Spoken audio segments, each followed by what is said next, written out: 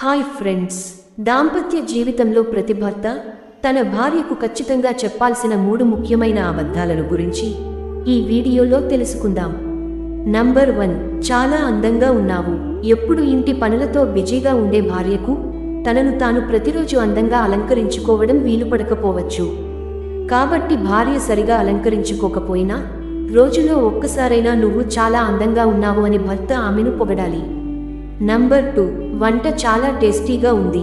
భార్య తన భర్త మరియు పిల్లలకు రకరకాల వంటలు చేసి పెట్టాలి అని చాలా ఆశతో ప్రయత్నిస్తూ ఉంటుంది.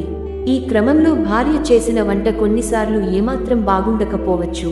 అయినా కూడా భార్య చేసిన వంట చాలా రుచిగా ఉందని భర్త ఆమెను ప్రశంసించాలి.